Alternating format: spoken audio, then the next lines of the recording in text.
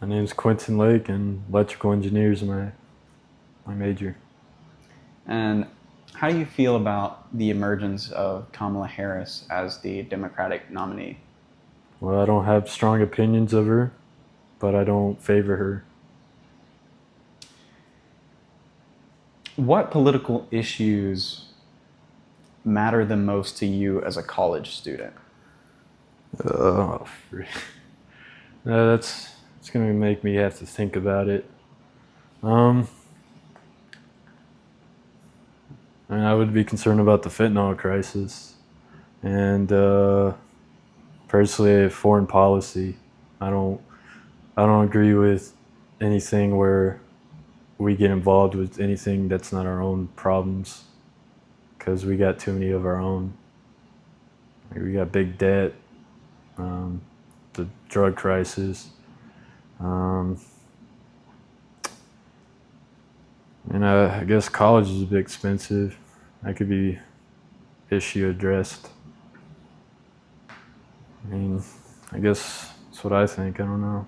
Yeah, let's go into that.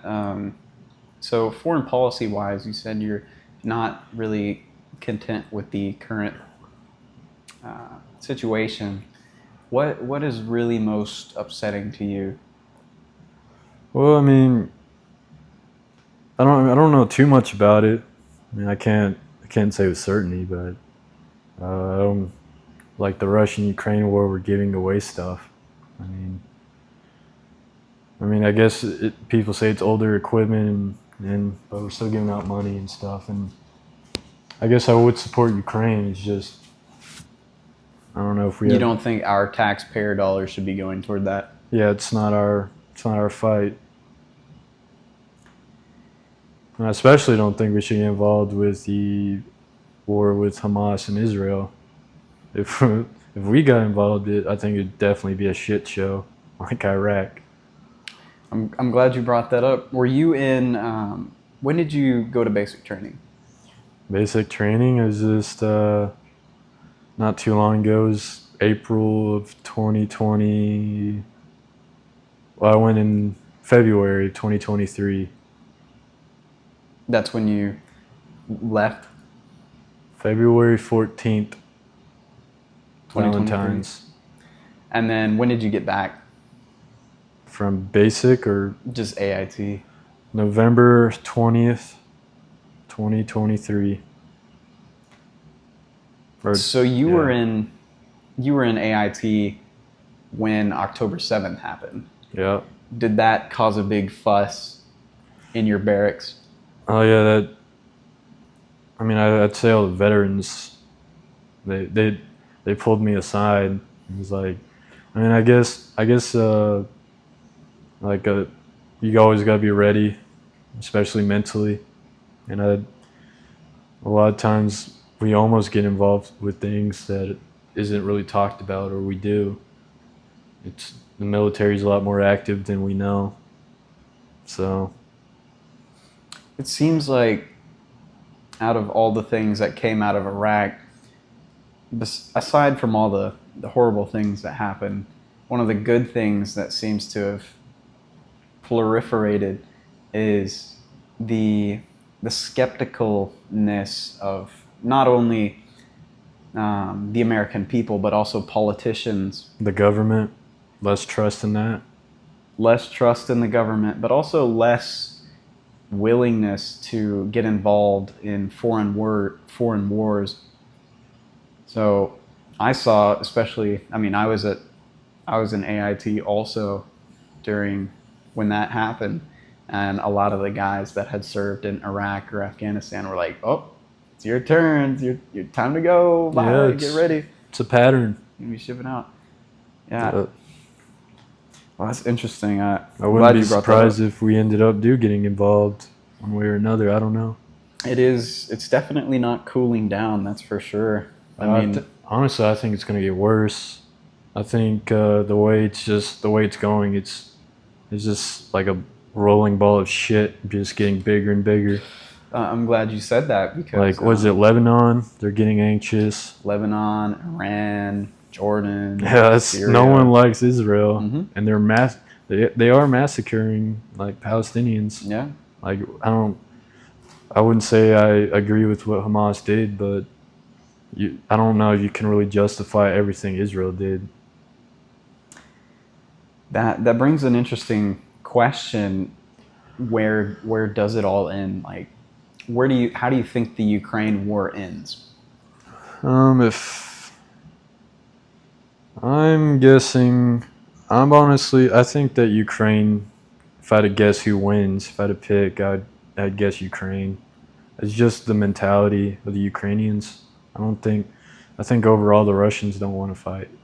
Like there's a lot of desertion, and Ukraine is very patriotic. They absolutely. I feel like you'd have to do a massive genocide if you really wanted to occupy Ukraine even for a little bit, just because their passion and hate of Russia. Going off of focusing on foreign policy, we have two candidates right now after RFK has dropped out. Which candidate do you think most exemplifies your stances as a with foreign policy? To be honest, I'm not really sure what either one of their views of foreign policy are. Um, but I guess if I had to pick a party, because I don't know, I wouldn't say I'm Democratic or Republican, but if I had to choose which one is closer to my own personal beliefs, it'd be Republican. But I don't know all of Donald Trump's views and what he wants to do. But if I guess simply because my beliefs are close to Republican, if I had a choice, I'd choose Trump. Generally speaking, the MAGA faction of the Republican Party has taken a very isolationist turn, kind of what you're saying. Let's not really get involved in other people's wars. Let's focus on American issues. Let's put our taxpayer money toward American things that are happening. And then, not as it seems as if the Democratic side has taken a more populist turn, sort of in that way with the selection of Tim Walz as Kamala's VP. But on the Democratic side, there still seems to be more of that focused on a globalist agenda, strengthening global alliances like NATO, putting a lot of priority into that. So you have a more isolationist Republican Party and then a more globalist Democratic Party right now. What are your thoughts on that? Uh, I mean, I'm not familiar. To be honest, I don't pay attention to what really goes on as maybe as not as much as I should have of what American politics are. But all I know is like probably the Russian-Ukraine war started because Ukraine wanted to be part of NATO. I'm sure there's also geographical parts like oil, and I don't know. I can understand why Russia invaded in a sense, but NATO, I don't know. To be honest, I don't have a strong opinion. I've talked to a lot of people who have brought up that point that, yeah, NATO expansion might not have been a great idea because really, what power on earth is going to challenge NATO? Making it bigger is not necessarily making the United States any safer. If anything, you're just kind of agitating Russia by kind of knocking on their doorstep when they really want to be left alone is really what they're saying. So I've had a lot of people bring that up, but that's a good point. Um, One last question. So where do you get your news from? And then how often do you check those outlets? I have an app. I think it's like AP News. I mean, I don't honestly. I guess like as most people, I want something very unbiased. I don't know how biased or unbiased AP News is, but I just use the app and I mostly just pay attention to like I was on it a lot when it first happened with the Hamas and Israel. I thought that was very interesting, but honestly, I don't really look at it much. I get a lot of news from other people, and if I find it really important, I'll look into what they're saying. I don't watch the news because, like Fox, CNN, they're all pretty biased, honestly. I've heard a lot of that from younger people.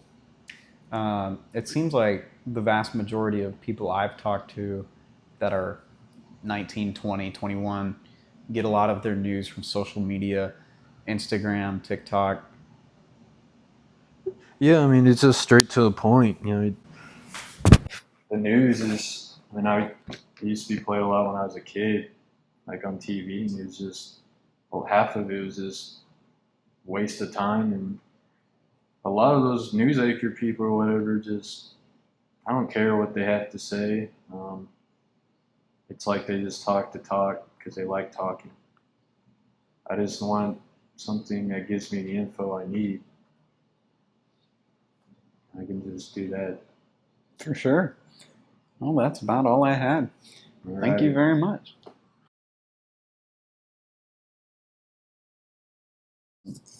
Not very many people. It fell off. Oh, shit.